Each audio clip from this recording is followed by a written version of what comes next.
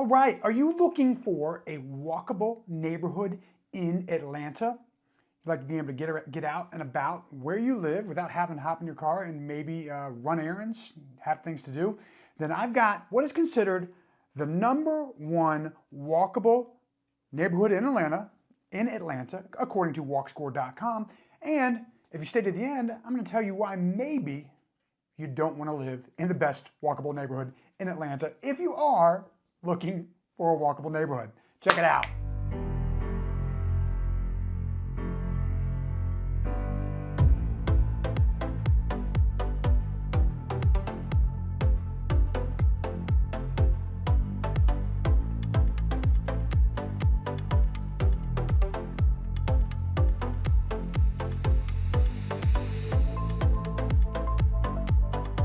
Since many people are looking for walkable communities, I thought it'd be great to figure out what the walkable neighborhoods in Atlanta are. So to keep everything like on an even playing field and see what was considered the most walkable community, I decided to use walkscore.com to see what they felt was #1. And according to walkscore.com, Georgia State University is the #1 walkable neighborhood. Now I'm going to go by their criteria, and I'm going to do some other videos on, what I think are walkable communities as well, not just based on the scores that they provide for us. So let's talk about location. I mean, when it comes to being located in the center of the city, Georgia State University gets pretty darn close. It is located almost right at the intersection of I-20 and I-85. So if you're looking to get anywhere outside of Atlanta, or outside of Georgia in general, you can pretty much hop on the interstate right there and get wherever you want to go, including other major interstates, 285, 400, and so on and so forth, to get out and about and decide to travel if you are looking to, again, get outside of Atlanta. And if people are coming to visit you, again, they've got the interstates right there. So it is pretty well located as far as getting in and about and around Atlanta, Georgia.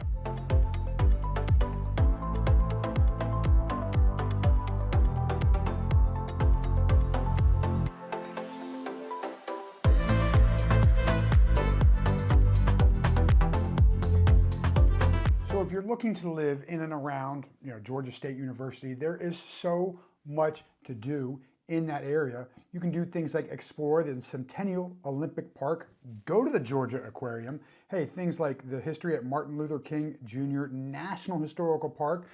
They've got Krog Street Market. I went down there, and that is a fantastic place right on the BeltLine.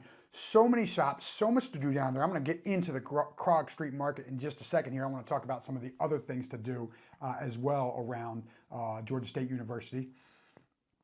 They've got the High Museum of Art, and they've got Little 5 Points, Piedmont Park. They've got Piedmont Park, which I've also done a whole video on Piedmont Park. If you're thinking about that area, then definitely check that video out. So there really is so much to do around Georgia State University campuses and that part of Atlanta. Yes.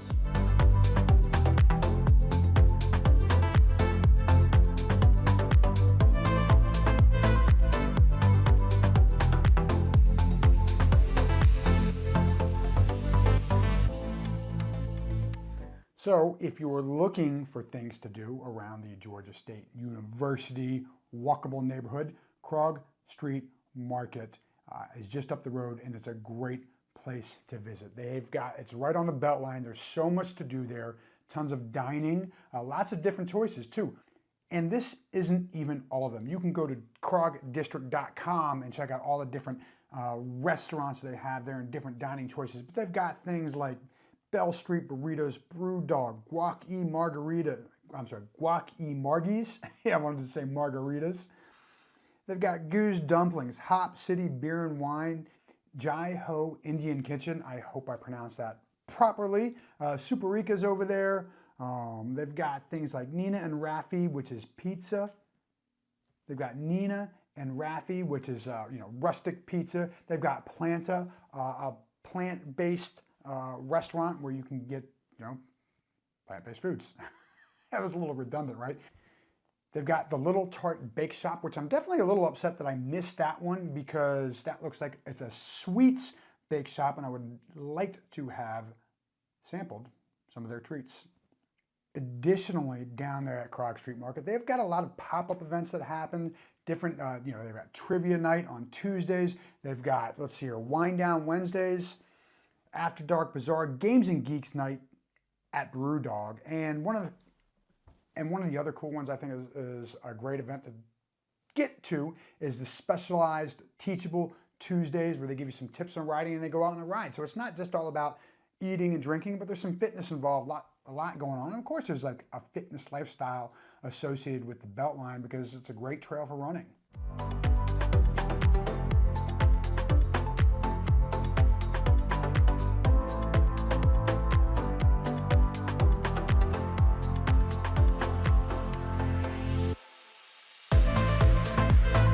So let's get into cost of living around Georgia State University.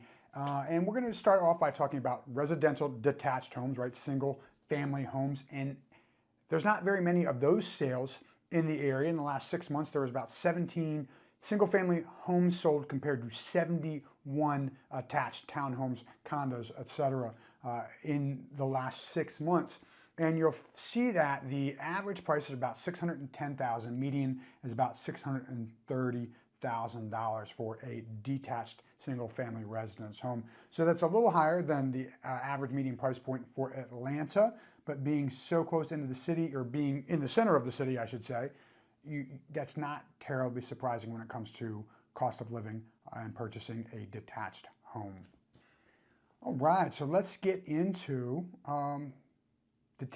attached homes within half a mile as of May 14, 2025 at 12:54 p.m. Now the average price is around $309,000 and the median is around $290,000 for attached homes within half a mile of Georgia State University. And that factors out, there was one $2 million sale. After that, the next highest sale is around $600,000. And just to give you a little bit of perspective, even though these homes are selling for around $300,000, the average number of bedrooms is 2, with a median of 1 bedroom. So you're really only getting 1 and 2 bedroom homes. There are, of course, some 3-bedroom homes in that area. So let's get into the final reason. This kind of segues into why you might not want to purchase a home, or at least be cautious of purchasing a home in that area, even though it is considered a walkable community. So really this only affects condo living, which most of the home sales in that area were condos. Out of these 71 that were sold in the last 6 months, about 65 of those were condos. And then of course that was for attached homes. We have another 18 detached homes.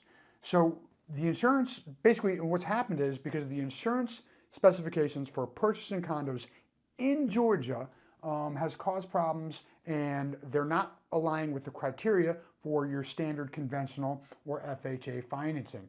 What does that mean? That means they're not going to qualify for, a lot of these condos are not qualifying for conventional or FHA loans, which means you're going to need to get a non-traditional loan package.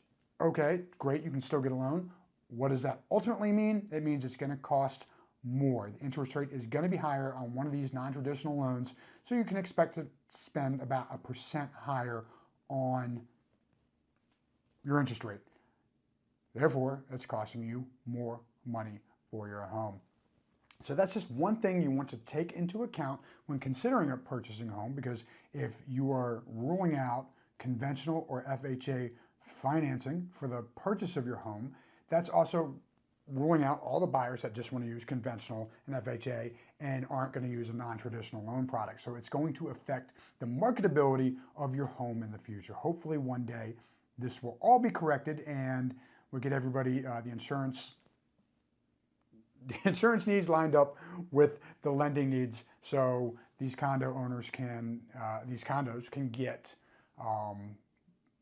FHA or conventional loans.